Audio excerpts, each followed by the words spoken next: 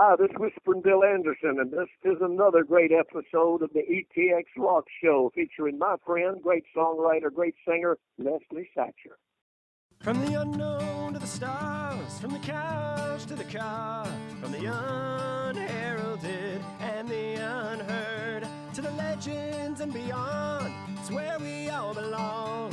Yes, this is where it all starts. From every genre, from every plane, this is where the music's played. So tune right in, won't you bring a friend? This is where it all begins. Welcome to the show, let the music flow of every style and creed. And you can bet your socks that ETX rocks, ETX rocks. Hey guys, Boston Chris with the ETX Rocks Show, and thanks for checking out this 250th episode of the show. Now today we have two incredible guests, each with their own outstanding career achievements, but to interview them separately would do their stories injustice. Our first guest has played on stages across the U.S. as well as Europe, Asia, Africa, and more. Even taking the time to entertain deployed military personnel. You guys know how I feel about veterans out there. In addition, he has landed acting and stunt roles in films, including a couple with Kenny Rogers and Jeff Bridges. Folks, I'm pleased to introduce everybody out there to David Allen. This man also wears many other hats, such as concert producer, bounty hunter, and manager for Leslie Satcher and the Electric Honey Badgers. Now, speaking of Leslie Satcher, that's called a perfect segue, folks. Arguably the best songwriter that East Texas has ever produced, I couldn't possibly say enough in the time I have today. She has written numerous hits, such as Troubadour for George Strait, which you'll hear on this episode, and When God-Fearing Women Get the Blues by Martina McBride, as well as songs and co-writes for artists such as Willie Nelson, Vince Gill, Cheryl Crow, Rait and Ariana Grande. And guys, go to her webpage if you want to see a complete list. Just make sure you have some time available to do that. As well as a distinguished writer, Leslie Satcher has a voice that pulls at your heartstrings and is a very successful performer in her own right. Between songwriting workshops, sold-out live performances at places such as Joe's Pub in New York and the Bluebird Cafe and Ryman Auditorium in Nashville, and numerous charity events, Leslie Satcher's accomplishments are only continuing to grow. Guys, it's a huge honor to introduce everybody out there to Leslie Satcher and David Allen for the very first time on the ETX Rock Show, episode 250. Y'all don't go anymore. Hi, I'm Heather Little. Thank you for tuning in to ETX Rocks. Okay, so we are here on the set in Longview, Texas of the ETX Rock Show, aka our living room, and man, what a treat we have for y'all today. Originally, both these guys are originally from the East Texas area. David, you're from the Longview area, right? That's right. And Leslie, you're from the Paris area. Paris, Texas. And so, making their return this weekend, and I'm just so thrilled to have you guys here. So, thank you all for your time. Thank you for having us, Chris. It's an honor. I appreciate that. I'm just really excited to pick y'all's brains, but I mean, first I got to hear the story about how y'all met, because we here on the show we really love a good love story. So, Should I start? Sure.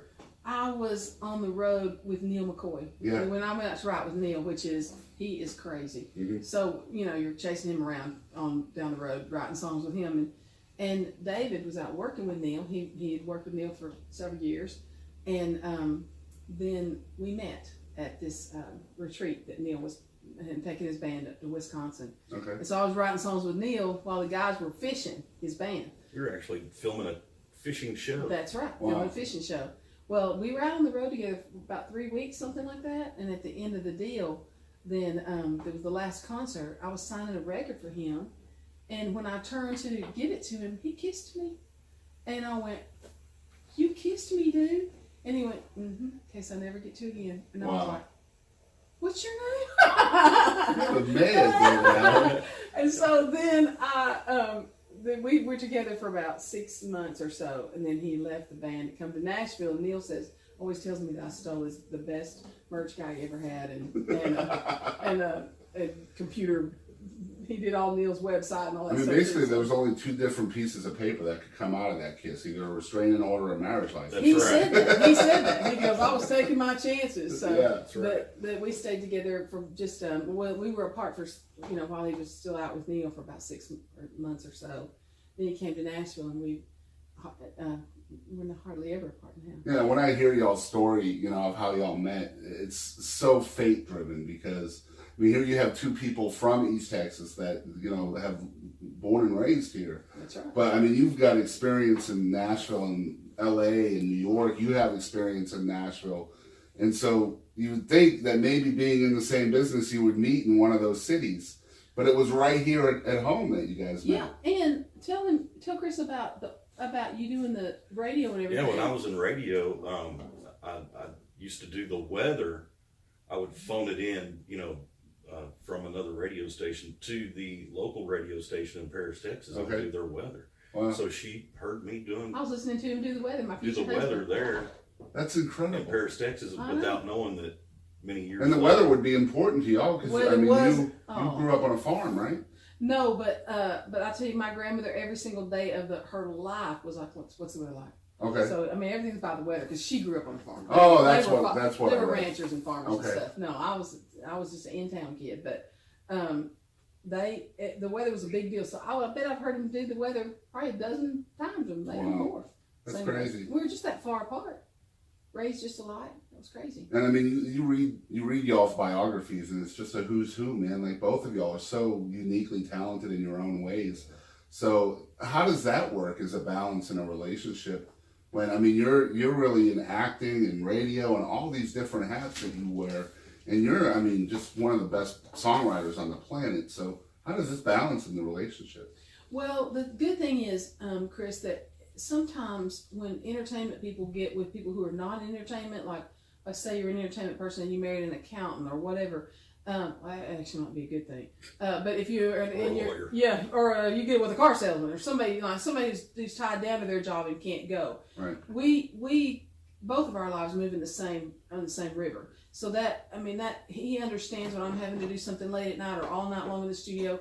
I understand when he's got to go out with, do whatever he's doing, a movie or whatever, and be gone for 2 or 3 weeks. And so entertainment people, married to entertainment people, a lot of times that can be bad. Right. But a lot of times it can be really good because it can, you understand each other's lifestyle. And I mean, you've given him a lot of credit in you having the freedom to pursue songwriting in the fact that, it might be a little bit tougher for females to get into the songwriting game, so to speak. It's much tougher. And a lot of times it's because they don't have that support from their significant other.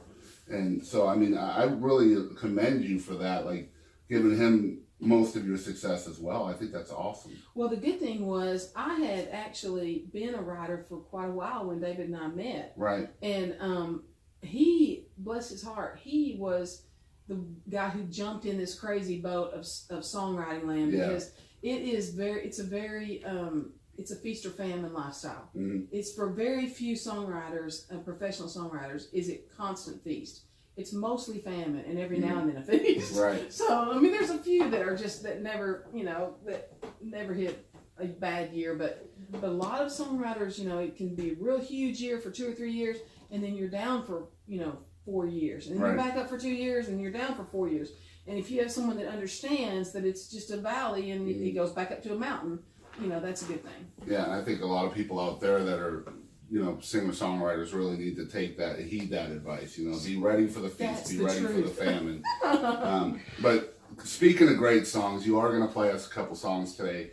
Man, you guys are in for a treat. But the first one's my favorite song from the new record. I'm going to show you guys the record. We're going to show you this a lot today. It's called 2 Days in Muscle Shoals. And we're going to talk about the people that played on this record, the people that have sang on this record. You guys won't believe it. But the first song you're going to play is Who I Belong To. So tell us a little bit about the story behind this song. Well, I wrote this song with Jim Moose Brown, who is Bob Seger's band leader. And Moose and I had been friends for a long time. And he had already played on the first half of the record. And I said, let's write some songs together for this. And he went, I'll be right there. So he came out, and he's a great songwriter. He wrote 5 O'Clock Somewhere for Alan Jackson. Yeah. That was his first cut ever. Wow. 5 O'Clock Somewhere. Are you kidding? Oh, we all wanted to smack him. We were like, get out of here. Talk about Instant Feast. Oh, it was Instant Feast is right. Yeah. Oh, that should be the name of his publishing company. Anyway, I want a third. He came into this, we wrote in a writing studio there in Nashville. We wrote 2 songs that day, this song and another song. And I write from the top down, Chris. Like, I'll just start playing a groove or playing a melody, and I just started kind of fooling with that melody a little bit, and then Moose was fooling with it, and we were like, oh, we love this. And I just started making it up from the top down. Mama laid me in the arms of Jesus one Sunday morning, bright and blue. Yeah. And we just went with it like that. And man, the placement of this song on the album is just pure genius. That's David's doing. I mean, David did all the placements of the songs. Man, I mean, just perfectly done. I mean, if you're listening to this from the first song to the end, what a great job. Thank you. Because man, you know, it starts off so hard hitting, and then this song comes in and it's just like, you know, you're sweating from those first few songs and just really jamming, and then you're just like, okay, I'm in church now, time to chill. And then you hit us again right after that. Just very smart. Yeah. Well, thank you. Part of that experience or my experience in radio, when back in the day when you could still choose your own songs that you were going to play as a disc jockey. Right. And okay, over the course of the next hour, what sort of a highs and lows journey am I going to put that listener through? Right. And you think that's lost today on people? Oh yeah, totally, Yeah. totally. And it's all computer generated and piped Right. in from Boca Raton or someplace, and so they're not even doing that on a local level. There's no live radio anymore, Right. really, but that I know of. So that experience came into play, you know, putting the track order together on the album. And then the other thing I was thinking about was that we're going to do this on vinyl. And so how do we take 5 songs and do that, and you know, do that 2 times, do that in 22 minutes and 22 minutes, Right. you know, and 5 songs and 5 Beautifully songs. done. And when he told us to listen to the album, he said, make sure you do it in order, because this is going to be on vinyl, and you have to just imagine yourself flipping it over and just like turning the page. Right. He was giving you listening instructions, Yeah, Chris. yeah, it was true. But guys, we're excited to share this song with y'all. It's Who I Belong To by Leslie Satcher, live and unplugged, only here on the ETX Rock Show. Y'all check it out.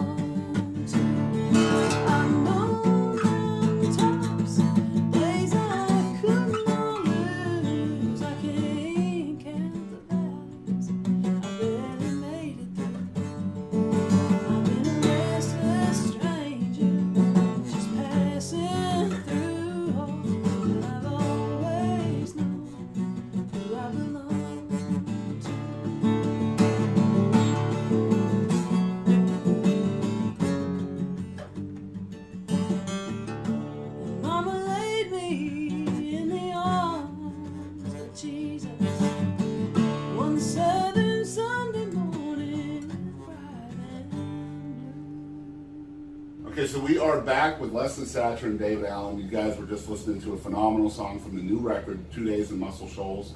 And again, we're going to have a link to that record in the description below. So if you're digging the music, support the artist by clicking that link. And $10, you have all that. I'm sure it's about $10. Right? Yep. Yeah. Or you can pick out your favorites, and I think they're That's about right. good songs. So make sure you're supporting Leslie here. So definitely want to thank you all again for coming.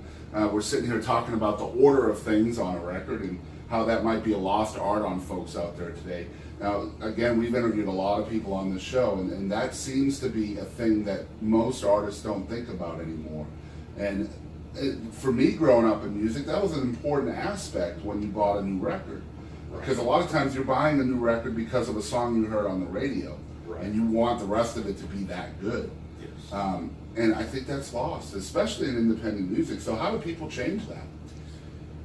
Well, supporting indie artists is one good way of doing that, because independent artists are really putting a lot of thought into their albums and into their the project as a whole, Right. not just single. For instance, right now, like the artists like Jason Isbell Mhm. and people like that. Those albums, those guys, they started off with great albums, a great first album, and so their listening public now looks for another one just like that and another one just like that, and that's kind of old school, like, you know, the Motown days where those people would put out great albums after great albums. They weren't just dropping Sometimes singles. those hidden album cuts were a lot The better best. than the singles. Right. The best. You know, a good example of that, I'm going to throw out a really obscure song to our listeners, is Revelation by Waylon Jennings. Song not many people have heard out there, and I implore people to check that out. But this song never saw the light of day outside of an album cut. Right. And there's so many songs like that. I mean, tens of thousands of songs like that that people really resonate towards. And it seems like right now in the music business, in the country music business, what they're doing, they're not even doing full albums anymore. They're doing EPs, Yeah. and that's going to be 5 songs. Instant gratification. And they're going to pick out 5 songs that they think all of those could potentially be Potentially singles. right. And so they've got no relation to each other. Basically, what you have now is a mini greatest hits album. Right. That's right. Every single That's time. exactly right. And they're hoping it's the Right. many greatest hits. Right. And you know, back in the day, you know, growing up in the 70s, 80s, you had to listen to an entire album to get the gist of what the project, because it was a complete project, was really fully about. You couldn't just go buy a single and understand what that record was. Exactly. And you know, there are artists like Leslie who's still doing that today. Aaron Enderlin, hi Aaron, we love you. Whiskey Town Crier is an example of. Where's it at? I have it yeah, up here is it somewhere, here? right there. Yeah, there it is. One of the best records in 2017, y'all. It's called Whiskey Town Crier. Oh, don't get me started. But you got to listen to the whole thing to get it. Yes, it's a concept album, It's a man. concept It's album. basically what it is. Yeah. And I mean, we're gonna have Aaron on the show later this year. We're really excited about that. But talk about great songwriters. She's a great singer. She's a good friend. Yeah, man. And that ties us to Heather Little. Again, because Heather and Aaron, her current song, Ain't It Just Like a Cowboy, Right. that was a co-write between Aaron Enderlin and Heather Little. That's right. But anyways, I didn't mean to Sorry. interject there, but yeah, it's there's you know, the major label machine right now is not producing what would be a concept album start to finish anymore. I think, man, you know, I don't like going out on a limb sometimes because I know we have some Nashville folks watching, but I just think that the machine up there is taken for granted people's attention spans nowadays. I think they don't think that we're listening as hard as we are. They don't think that, You but know? but artists, and even artists, don't understand how hard you're listening until they get outside of the bubble of Tennessee Yep. and get on the road and meet the fans, and then they realize, hey, I just did 4 shows in London, and I did there's a big huge festival there called Sea to Sea, Right. and a friend of mine, Beth Nielsen Chapman, who's a great singer-songwriter, Absolutely. wrote This Kiss for Faith Hill, Yep. great singer-songwriter. She had told me, she said, Leslie, if you start playing in the UK, she said, you'll have fans for the rest of your life. They are very devout fans. Yeah. And I was going, oh, that's good. Well, I did a signing line, Chris, after this Bluebird show that I had done at this huge festival. There's like 400 people at this show. that we're at, and the first lady in line for me to sign had all 4 of my records. My first record, my Warner Brothers record, and she had 3, my first 3, because she didn't have the new one had just come out. But she's got it now, though. I promise you. And she had promo pictures. She had everything. She wanted me to sign everything. I couldn't believe it. I mean, she had stuff from 20 years ago, right. And I thought to myself that was such a good picture. And she wasn't the only one. There were several people in line that had that type of thing, and I thought that's such a good wake-up call for an artist to realize that people follow you through your career, and you have to be careful what you're laying on the plate to serve them. You don't want to do that haphazardly, because sometimes it's you just have to disrespectful. remember that people are listening. Right. It's disrespectful to the fans if you don't take time to do the best you can on your record. Yeah, absolutely. So let me ask you this. 2018, I don't know if you're aware of this, but it's your 30th year in Nashville. Yes, I am aware of Okay. it. Thank you. And no problem. Got there when That's I what was I'm here 2. for. I'm here every day, twice on Tuesday. My mother carried me in there's a small baby, Chris. But how do you balance as an artist, how do you balance artistic integrity with sellable material?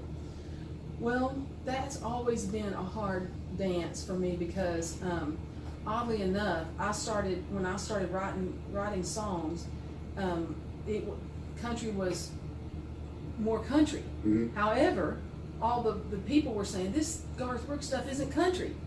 Well, now Garth Brooks is too country. Do you know what I'm saying? So I've always kind of been a little bit on the fringes in some respects, but it has always been a plus for me that I was, and that's not always true for every song. Right.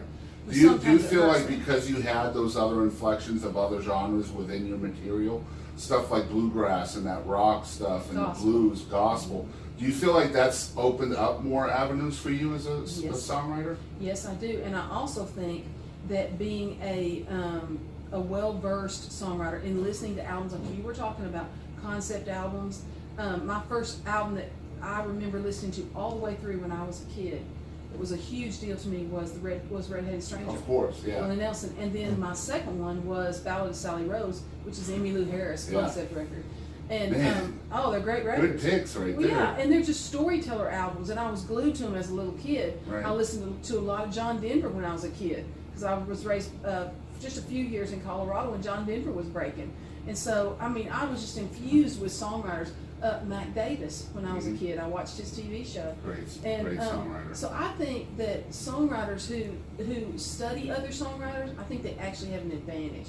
They do better. Yeah. If you come in there thinking, I'm the only one who can do this and I'm the first one to do it, you are wrong. You're not the only one that can do it, and you're not the first one, because there's been people who've done it before you, exactly like you, and there's people after you who will do it. Mhm. There's Better than you. someone next door doing it right now. And you always have to remember too that you're never going to hear about the failures. You're only going to hear about Oh. people's successes because they made it. Mm-hmm. You know, you don't hear about the coffee shop guy that had his songs shot down 12 times. Mm-hmm. So it's hard. It must be hard to know what's not working as a songwriter. Well, it's a weird thing about songwriting, because people think, especially if they accidentally, and I say this, I mean everything, it's not accident, God means for them to have a hit, but if they somehow land on a hit on their very first song, News Brown. yeah, he had been around songwriters for a long time though, so he Yeah, knew. that doesn't But I count. mean, just someone on the outside who has not been in the music world at all. Like for instance, a friend of mine wrote a song, and I won't say who it is because I don't want to hurt anyone's feelings, but he's a huge songwriter. He wrote a huge song for a huge artist in Chesney. And somebody wrote this song with him that had never written a song before, and literally was working a day job somewhere else. And they were like, oh, well, look, I can just do this every time. I'm a songwriter I'm quitting now. my job right now. And And my friend was going, I've heard "Whoa, stories like that whoa." before where people just hit pay dirt right from the get-go, and then they struggle the rest of their career. It literally is like winning Yeah. the lottery. And as Yeah. you know, most people who win the lottery don't have it in a couple of years. Yeah. And it's kind of like that. And so, I'd be okay with experimenting. That. me too, me too. I'll give it a shot. But it sometimes it does hit again, but more often than not it doesn't, and so it can be very discouraging for people. So I think I was blessed in that the kind of the standard thing when I started writing songs was it takes about 2 to 3 years to actually get noticed in Nashville, even if you have a publishing deal. Right. At that time, to get noticed and get a song cut. Well, literally mine on the 3rd year I started having hits, boom, boom, boom, and on the 5th year I started having bigger hits, and on the 10th year I got my record deal. And I mean, I was kind of right on schedule, and so that was good, and it helped me to stay in it, Chris. Right. Because if you go so high and then you bottom out so low, it's really, really hard for new songwriters. Yeah, and you know, you're an incomparable songwriter and performer, and those are very separate things within the business. Being a hit songwriter for the stars is one thing. Being a successful stage performer is a completely different thing. But I imagine both of those things were part of your dream. So how did you make each thing happen? What was the one thing that made each of those things happen for you? Well, I came to Nashville only to be a songwriter, to be a singer. I didn't Right. even know you could be a songwriter. Mm-hmm. I didn't know you could do that for a living or you could make money doing it. But I quickly learned that you could, and that I could quit my day job doing that if I could get a publishing deal. Right. So I pursued that when people started noticing my songs. I pursued that for a little while so I could figure out about a record deal and all that stuff. And I would say this: the best thing that helped me as a performer. I can say this now, and this is the first time I've ever uttered this out loud, Chris, in my life on your show, was losing my first record deal. It was the best thing that ever helped me as a performer. Wow. Because then it was all bets were off. Then I could just be myself, because Yeah, because the second record was independently released, Mhm. right? And I had actually started it, but David and I got married in the middle of the second record, and we finished it. And the thing was, when you have a major record deal, and it happens to every new artist, you jump through every hoop they tell you to. If they tell you to cut your hair, you cut your hair. Mm-hmm. If they tell you to sing like this, you sing like that. If they tell you to get this producer, that you do it, because it's your dream, Mm-hmm. and you want to do the best you can, and you do everything they tell you to do. Well, people who have broken that stride and just went, you know what, forget this, I'm doing what I want to do. Willie Nelson, Chris Stapleton is the newest member of that club. Yep. When you do that, when you break stride, you just go, this is what I'm doing, and I'm going to do it if I started it, just like this. Mm-hmm. That's when you become who you are. Mm-hmm. That's when you show who It's you are. called freedom. That's exactly right. You show who you are then. And so that's what happened to me. I began to just go, you know what, there's no pressure on me, because I'm not playing to an arena full of people. I am playing to 15 people in this room, so here we go. I'm about to play like it's 15,000. Mm-hmm. And when I started doing that, I became the performer that I am now. And if I had been that kind of performer when I had a record deal on Warner Brothers, I don't know what would happen. Becoming that kind of performer, did that change you as a songwriter? Yes, because it has also given me that freedom in songwriting Yeah. to just go, now here's what I want to say. It's funny, all of a sudden you get this big dose of freedom and Mhm. you're just running with it. Yeah. I've kind of always been that way as a songwriter, and that is what helped me early on, because my song sounded so different than everyone else's. Right. And people would say, I've heard people say that's a Leslie Satcher song, just because they could tell It's pretty easy by to the tell, structure yeah. or whatever. Now I've always thought, how can they tell that? But they can tell it. Mhm. And so and even players who play with me in the studio, when I'll make a chord or something, and because I play in an open tuning, and I've only learned 3 chords in my life, but I learned to maneuver around It's it. two more than Elvis. Well, there's that. There's that. But when I do something in the studio, I've had really famous players say, somebody will go, "Oh, that's not right. You can't do that." And then I've had this friend of mine who's pretty famous go, "Oh, she does. So just go ahead and do that. Mhm. That's what she wants." And so when he started doing that, I was like, "Yeah, that's what I want." And so I've been very, very, very blessed to work with people who are so much more talented than me, who believed in me, that helped me raise to a higher level. Yeah, and I can imagine as a performer and a songwriter, a very vulnerable craft. Both of those things are. We found on this show that songwriters seem to be pretty insecure and introverted folks. And it's hard for them to take that risk to be vulnerable. So I can imagine within the Nashville machine, so to speak, when you have all of these artists that are big, kind of vindicating your craft, man, that's got to be eye-opening for It's you. a big deal. Yeah. It's a big deal. I mean, because we're talking about folks like Vince Gill and, that Vince Gill, the Eagles Vince Gill. He's an eagle now. Yeah, can you believe that? The eagle. He can't believe it. Yeah, It's a big deal. I can't imagine. Like, what is that phone call like? You know, you wake up to that phone It call. was a big deal in the Hey, long you want to run. be an eagle? Who's this? Yeah. But yeah, we're sitting here with Leslie Satcher and David Allen, both from East Texas. Both have gone on to huge things in their lives and their careers, and together, just an amazing couple as well. David is actually a licensed bounty hunter in the state of Tennessee, so y'all better watch out there if you've skipped out on bail. That's right. Yeah, I'll find you. He's gonna get you, and you might recognize him. He's been on a bunch of movies, and he's been a model.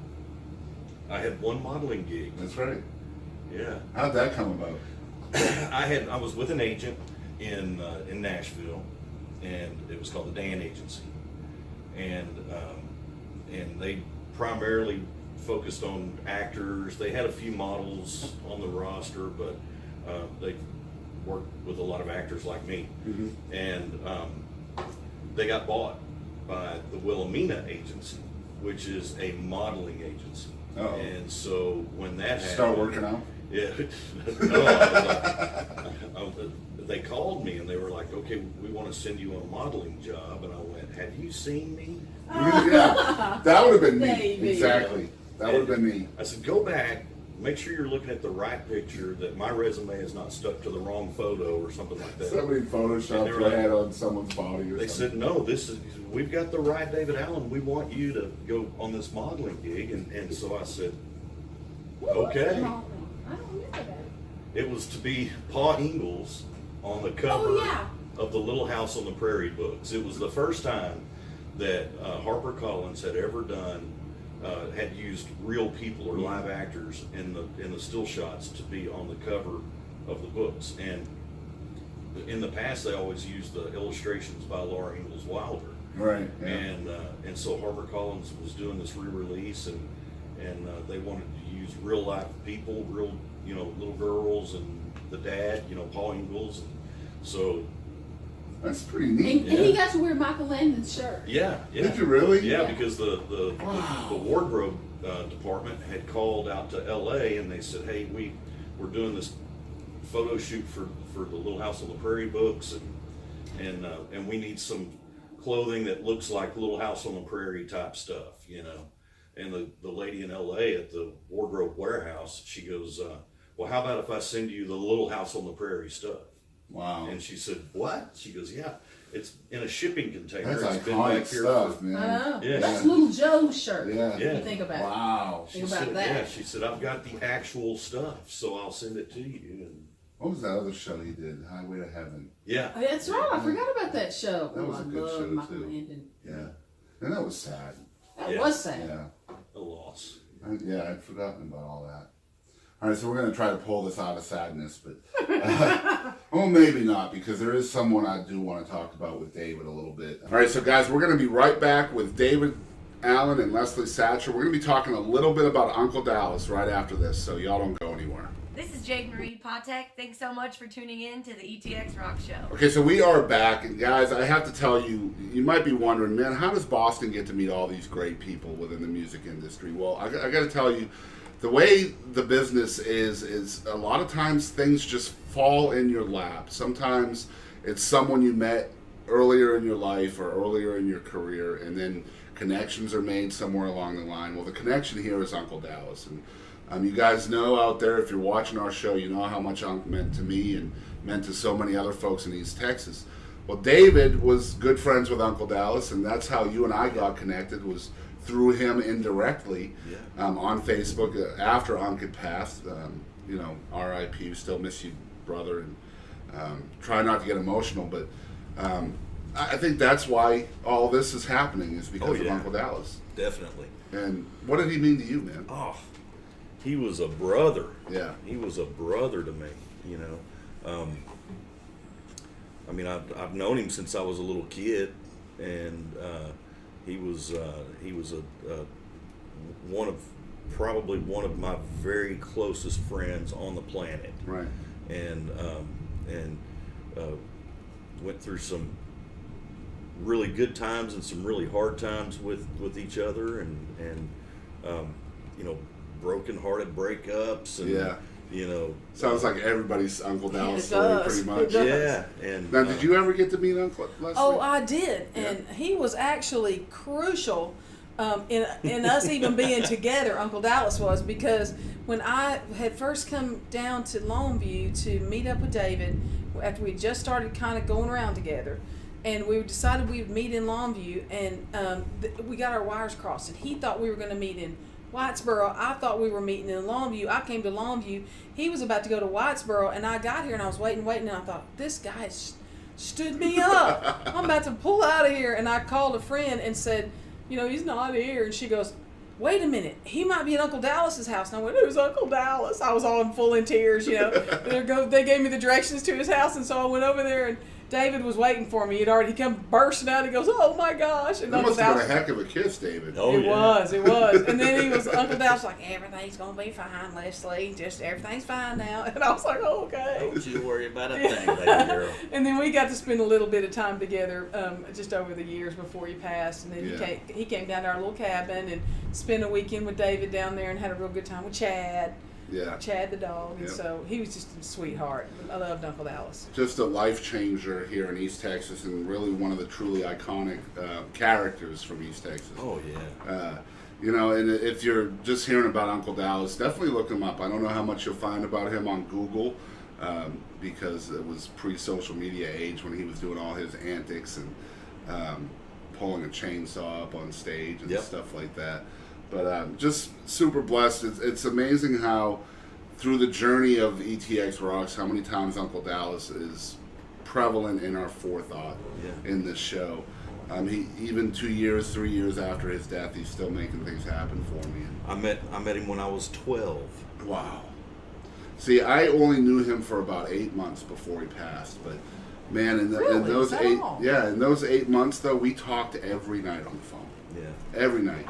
And I used to call it my Uncle Dallas ring, because, between 12 and 3, somewhere between there, I knew I was going to get a call from Uncle Dallas. Yep. And it never failed.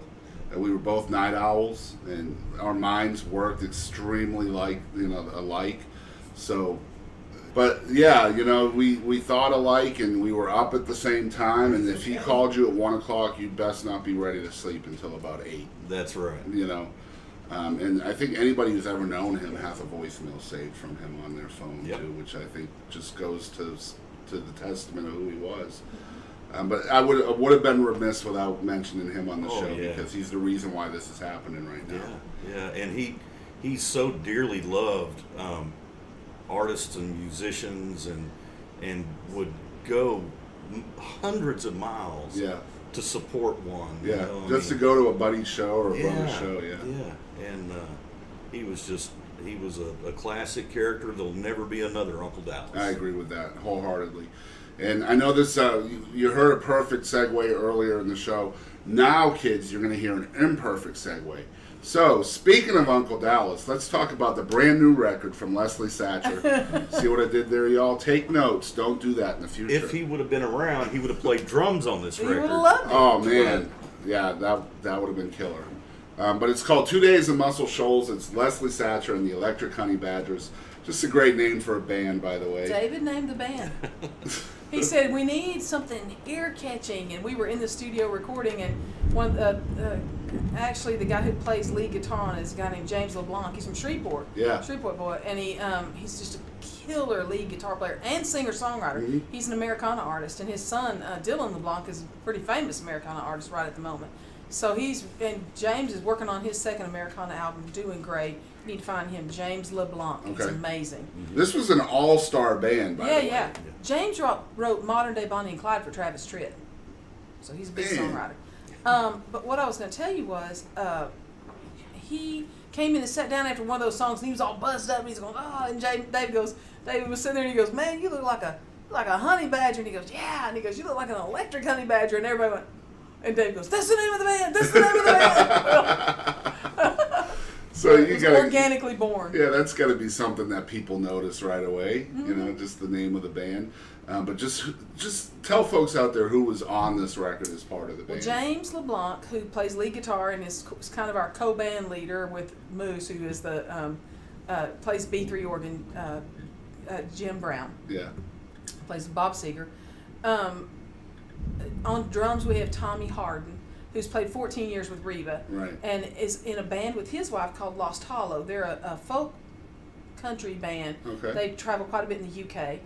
And then on bass we have David Hood from the Swampers, the original Swampers that Yeah. played on, the Stones, Aretha. Isn't he the one they mentioned in Sweet Home Alabama? Yeah. Yeah. Yeah. Second verse. Yeah. And so he played bass, and then we had Heidi Newfield from Trick Pony came in and played harmonica. And then She killed it too. she's man. amazing. Oh, She's an yeah. amazing harp player. Yeah. She plays cross harp, so she plays against the, like if it's in Yeah. D, she plays a G harp, so Right. she plays an old blues harp like that. Really, really talented, and a dear friend. And When I then saw that on the credits, I was like, that can't be the same Heidi Newfield. it's Heidi Newfield. Yeah. She Wow. can tear one up. Yeah. And then we had, as honorary honey badgers, is Vince Gill singing on the single, Cheryl Crow Yep. on the single, and then sweet and wonderful Trisha Yearwood is singing on two sides, and then my sister Jeannie Wynn, who's a great singer, Right. is singing on the Crown at the end. And my producer Brad Chrysler is also singing on Crown. I tried to get David to come in and sing on it, but he was like strictly set design, so He just doesn't want to be an electric honey he badger. didn't. I don't. He's an Can't honorary blame him. honey badger as our album designer. He's an honor and band namer Yeah. Yeah. Band name. and manager. I should get a credit for that. He's a Well, we manager talked badger. about David wearing many hats earlier in the show, and it's very, very true. Man, you're a talented guy. Oh, well. He's very thank talented, you. and he's a sweetheart of a person Yeah. too. Really sweet person. Well, I just have too much time on my hands. So, man, you mentioned Trisha Yearwood, and I got to tell you, I've had an unhealthy love for her since 1998, I think. And can I tell you the story? You can. All right, the 75th anniversary of the Grand Ole Opry, and this was my dad's first time to ever get to go to the Grand Ole Opry. He's passed now, so it was kind of a present for him. He was in an accident and got a settlement and all that. Oh, so wow. we spent all the money in Nashville, and so we went to like 2 or 3 shows that weekend at the Grand Ole Opry as part of their celebration, and Trisha was performing at one of them. And so we had one of them old digital cameras that they had in the late 90s, that when they were first starting to try to make digital cameras, and none of us knew how to work those things, back then.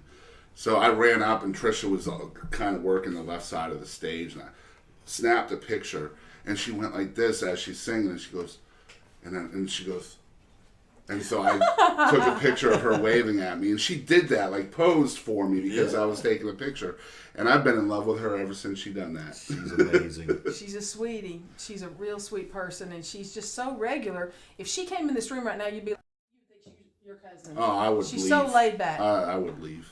I'm not sure you I would could not handle leave, Chris. it. I wouldn't let you leave. Okay. She would whip up a batch of snickerdoodles or something Yeah, you'd be in happy. the kitchen. Have you watched her Food Channel show? I've seen a little bit of it, yeah, yeah. she's a cooking She's girl. a great Yeah. cook. Yeah, she And is. just a great artist too, old school artist.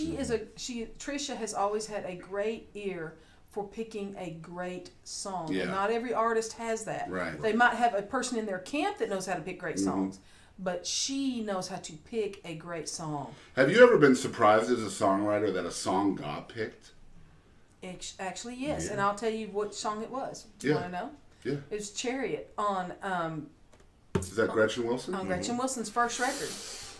Look at you go. What? Ding, ding, ding, I'm telling ding. you, went there's solid. there's a certain audience out there that thinks I'm an encyclopedia when it comes to country music, and every time I kind of prove to myself that maybe they're right, I get goosebumps. I love the song Chariot. I had no idea you wrote that song. I did. How did you know?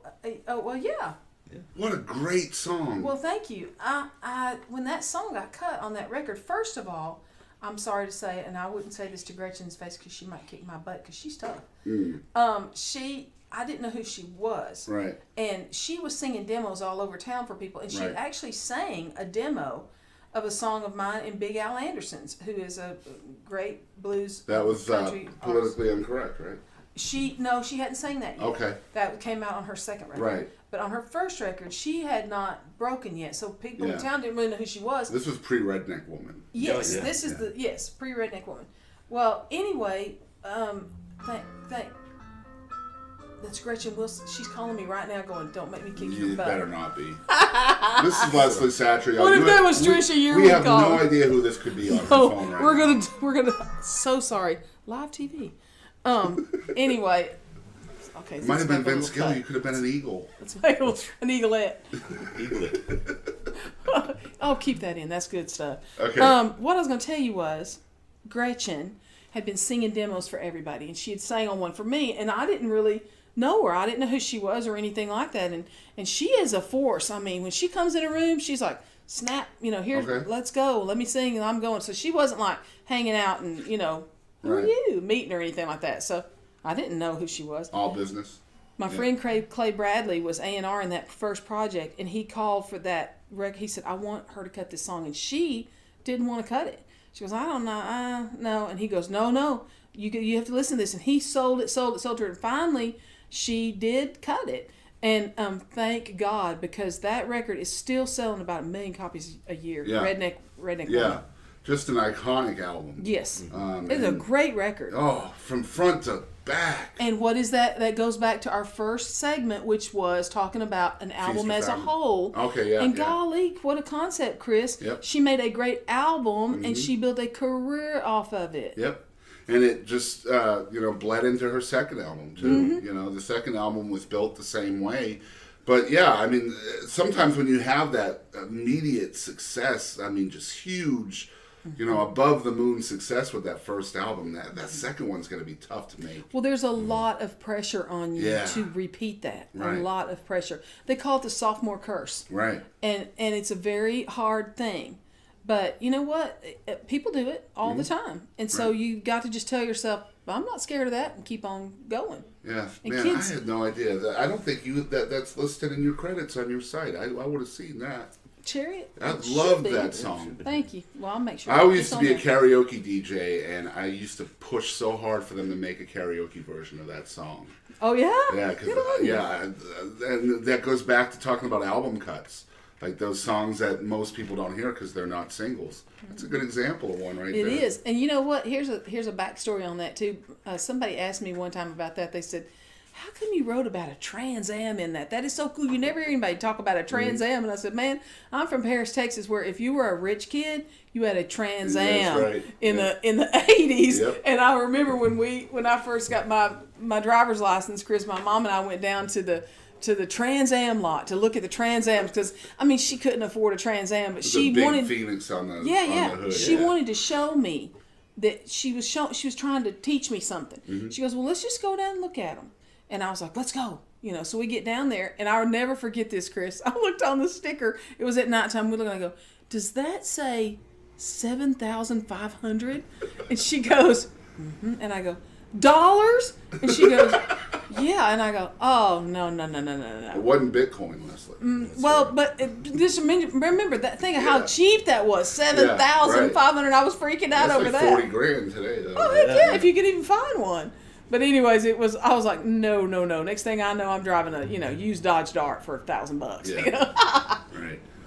So Leslie's going to play another song for us, and the only reason why I'm bringing it up now, because normally we do this at the end of the show, we're getting towards the end here, but you're going to play Troubadour for us. But is it true that you were tasked to write this song before George had even agreed to the song? Yes, Tony. Like someone said to you, we want you to write about George Strait's career in a song. The great Tony Brown, who produced George. Okay. And Steve Earle and Nancy Griffith from Texas. Right. And Reba and Vince and name it. He's produced them. I had gone in to play songs for him for Brooks and Dunn. And he was real, he's an old friend, and he's real to the point. He goes, nope, I don't like any of those, nope. And I was like, oh, okay. And he said, why don't you go write me a song for George? And I went, okay. And I said, what's he looking for? What do you want? And he said, well, everybody thinks he's retiring. This is like 2007. Yeah. Everybody thinks he's retiring, and he's not retiring. He's still going out there. He's still out there doing it. Something like that, He still feels young. And I went, okay. So the next day I was writing with Monty Holmes, who wrote for George. He wrote several things for George. Oh, my yeah. favorite being, I know she still loves me, but I don't think she likes me anymore. Wrote that for Strait.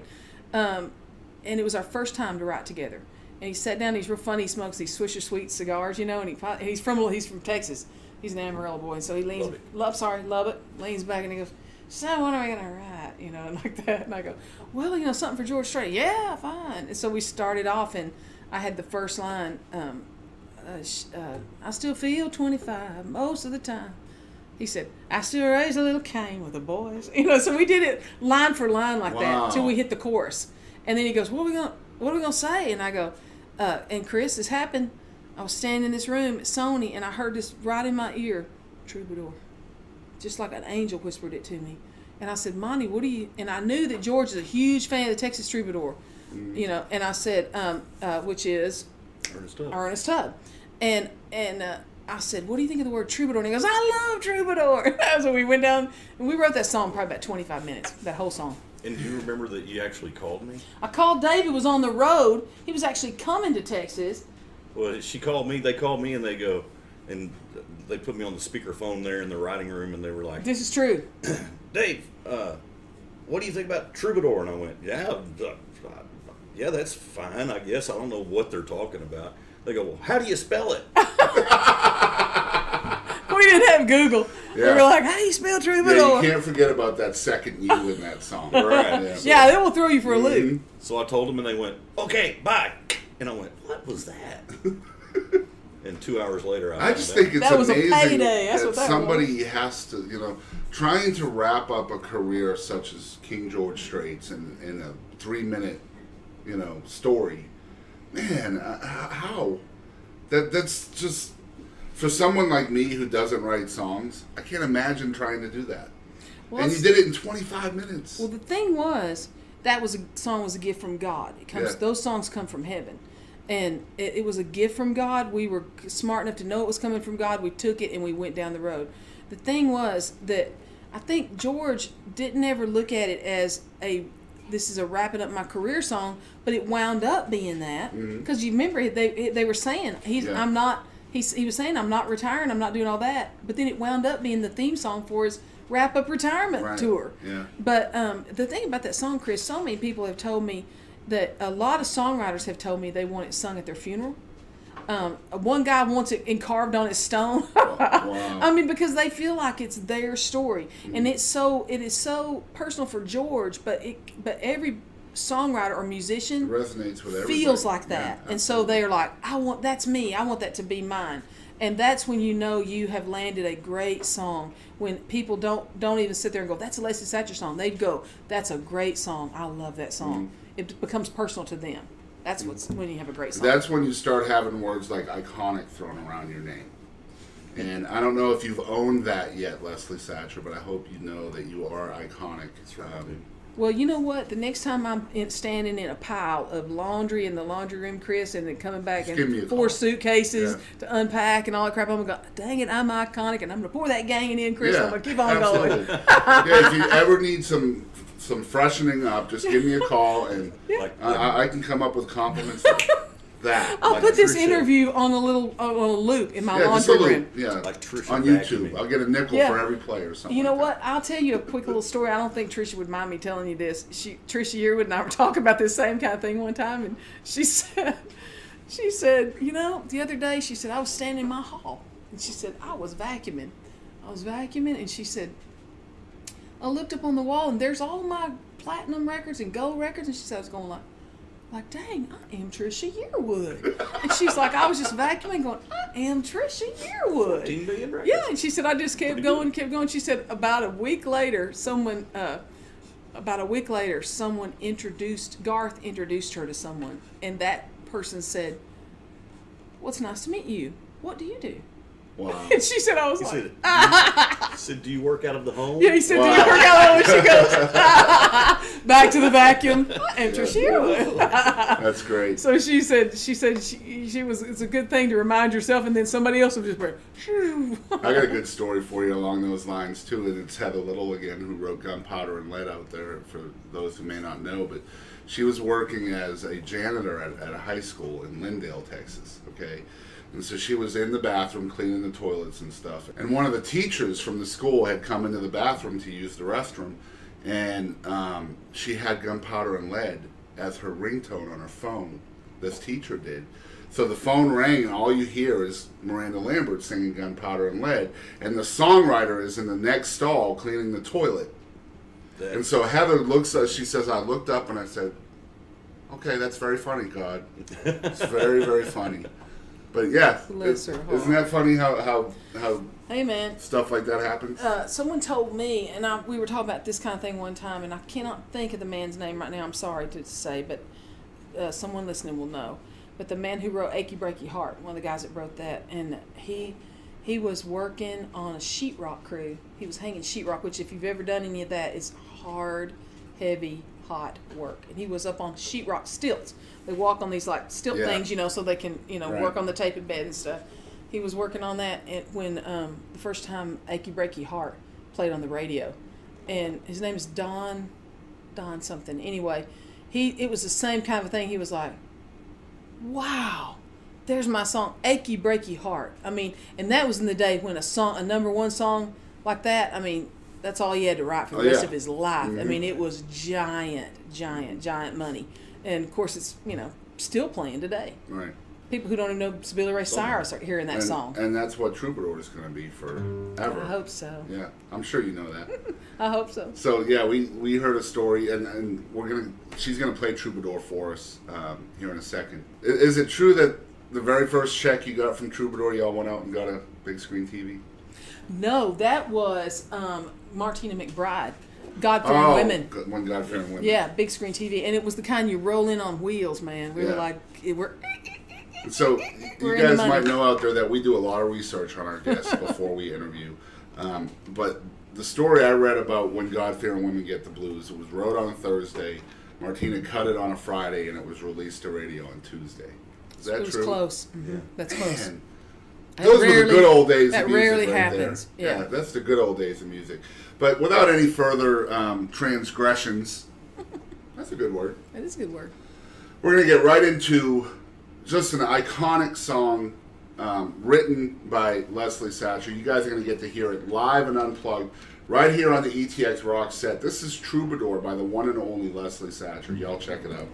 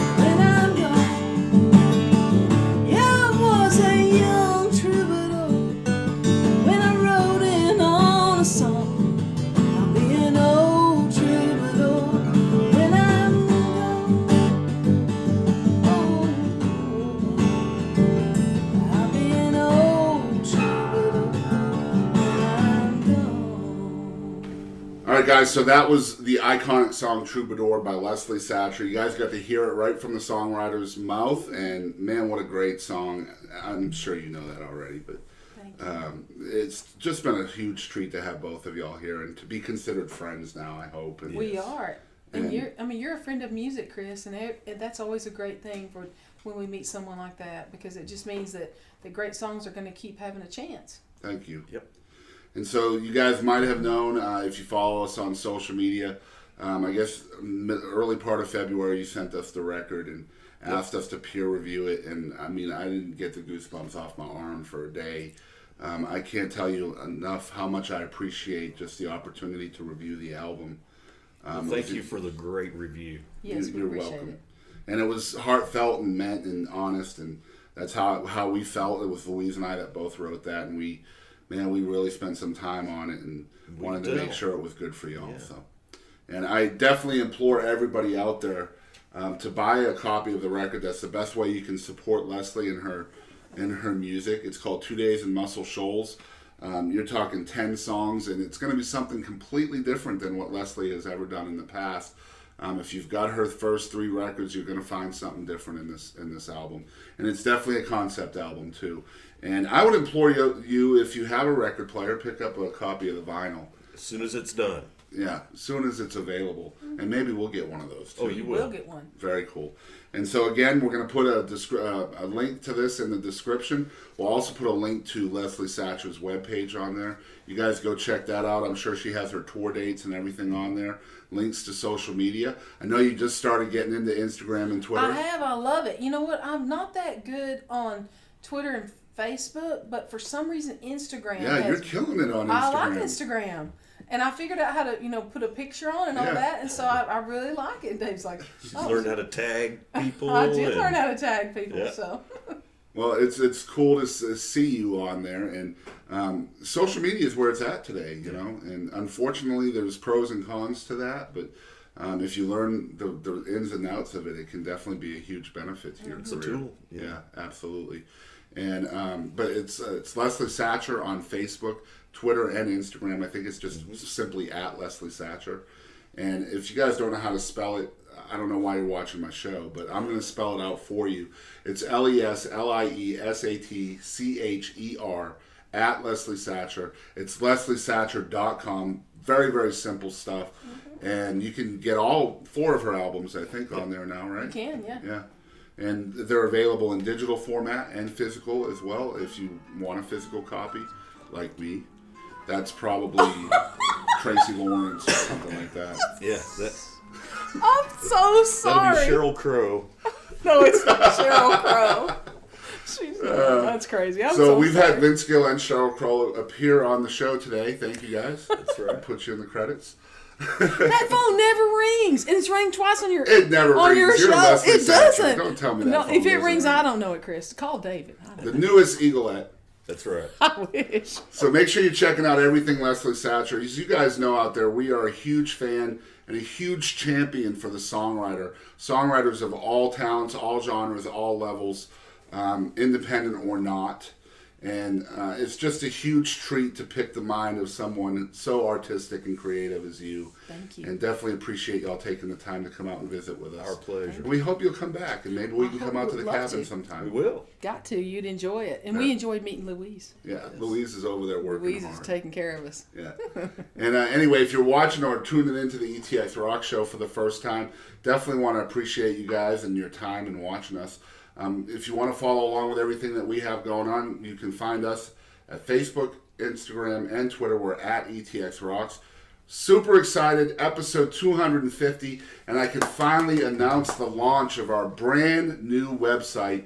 You can find that at etxrocks.show.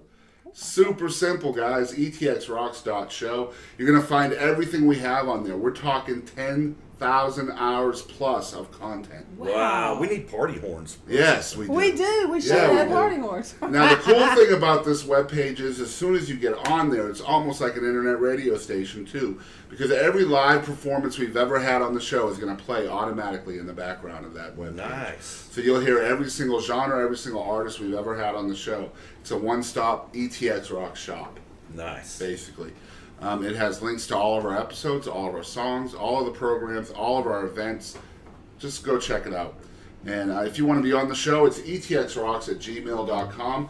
Guys, if you want to donate financially to the show, we are all self-funded here, which means we need your help to stay on the air. We have set up a donate link at www.paypal.me/ETXRocks. You'll also find that link in the description, and you'll find it on the webpage that I also mentioned. We'll take anything like American dollars, Egyptian pounds, drachma, Polish zloty, Bitcoin, Zelda ruples, and rupees from India. Rupees. We will not take pesos. Where's that? I have a whole drawer of pesos in the other room, and I was thinking when I took them on, I was like, you know what? I could probably use them in Mexican Coke machines or something like that, and they don't even work. No. They won't let me into Mexico. I think that's the problem. Well, Something about a wall. there's that. Yeah, there is that. So, no, American dollars. That's all we'll take. Also, I forgot, if you're watching on YouTube, smash that subscribe button. That's the best way you guys can help us out. Just hit that subscribe button. It's completely free. Unless you hit the button twice, then we'll charge you $39.99. We just tell them that because if they hit it twice, they unsubscribe. That's There you right. And that's no bueno. No bueno. No. I'm bilingual. So hit that subscribe button. I'll tell you what that does. It helps us out with the YouTube algorithms, which means every video that we post, almost 1,000 of those, by the way, up till now, 1,000 videos. But basically, the algorithms change the more subscriptions we have, which means the videos are put into recommended sections of YouTube more often. And that means more exposure for people like Leslie Satcher and all the other wonderful, talented folks that we've talked to here on the show. Also, as a subscriber, you're going to get advance notice of every single video that we put on YouTube. That's all of our full-length episodes, all of our live performances, everything. And you'll get an email notification, which means you'll get to see it before anybody else. So smash that subscribe button. We appreciate that very much. As we always say on this show, we want to thank everybody out there for always supporting live music of all genres and all styles. And don't ever forget, ETX Rocks! From the unknown to the stars, from the couch to the car, from the unheralded and the unheard, to the legends and beyond, it's where we all belong. Yes, this is where it all starts. From every genre, from every plane, this is where the music's played. So tune right in, won't you bring a friend? This is where it all begins. Welcome to the show, let the music flow of every style and creed. And you can bet your socks that ETX Rocks